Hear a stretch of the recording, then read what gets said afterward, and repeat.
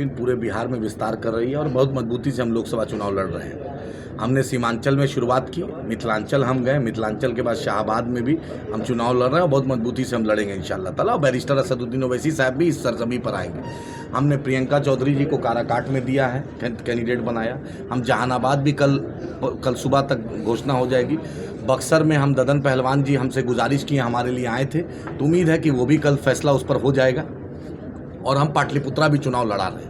हमने शिवहर में हमने राणा रंजीत भाई को दिया है, अखिलेश्वर शर्मा साहब को महाराजगंज में दिया है, दीनानाथ मांझी जी को हमने वहाँ गोपालगंज में दिया है, वकार सिद्दीकी साहब को मधुबनी में दिया है, अंजारुल हक नजवी साहब को मुजफ्फरपुर में दिया है, डॉक्टर राशिद साहब को वाल्मीकि नगर में दिया। बिहार का ऐसा कोई प्रांत बचा नहीं, प्रमंडल बचा नहीं जहां आज MIM नहीं लड़ रही है। हम अपने लोगों से बोलते हैं, सब लोग अपनी हिस्सेदारी की बात करता है, हम भी हिस्सेदारी की बात कर रहे हैं।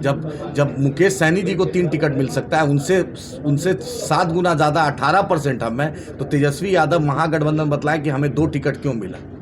कहाँ हमारी क्या आप और भाजपा में क्या फ़र्क है? जिसने मुसलमानों को गाली दी, जिसने मुसलमानों के मदरसे को गाली दी, जिसने तबलीगी जमात को गाली दी, वो अजय निषाद आपका कैंडिडेट है। दीपक यादव जो कल तक CA NRC पे समर्थक था, जो मुसलमानों को गाली दे रहा था, जो वहाँ पर नफरत फैला रहा था, वाल्मीकि नगर से कांग्रेस का कैंडिडेट है।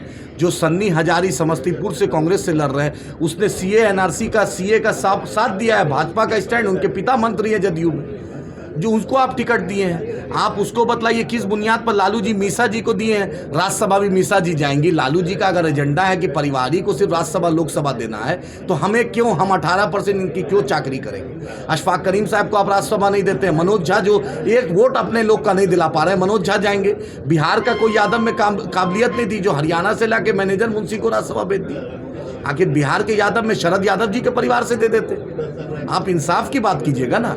आप उसके बाद आपने टिकट दिया वहां पर जो फातमी साहब कल तक बीजेपी जदयू में थे, जिनका बेटा चुनाव बीजेपी जदयू से लड़ा, आप उसको टिकट दे देते हैं। आप पप्पू यादव के पूर्णिया में आप उनको पार्टी में लाके उनके साथ आपने तेजस्वी यादव ने धोखा दिया।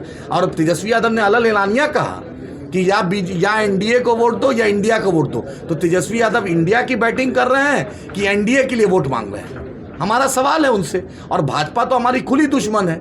भाजपा तो नफरत फैलाना, जहर देना, भाजपा हम मुसलमानों के खिलाफ बोलना, मंदिर, मस्जिद, बिरयानी, शेरवानी, टोपी, पाकिस्तान के अलावा भाजपा के कोई शब्द है बतला दिए। 10 शब्द में इलेक्शन कमीशन बैन कर दे तो भाजपा की औकात नहीं चुनाव लड़ने की। जब बोलेगा रोजगार पे बोलिए तो पाकिस्तान ले आएगा। बिरयानी खाने मोदी जी पाकिस्तान गए थे, लाल कृष्ण अडवाणी जिन्ना के मजार पर फातिया पढ़ने गए थे, हम तो नहीं गए थे।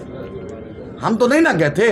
पाकिस्तान से मोदी जी का रिश्ता है, बीफ कंपनी से चंदा वो लेते हैं और मॉब लिंचिंग मुसलमानों का कराते हैं। आखिर गौ रक्षक के दाम पर मॉब लिंचिंग कराते हैं। आखिर आप बतलाइए अजय निषाद को क्यों टिकट मिला? अखिलेश सिंह के बेटा प्रदेश अध्यक्ष, उनका बेटा ने जहर उगला, CA का साथ दिया, बाजाप्ते हर कुछ किया, आर्टिकल छापा, उसको टिकट दिए।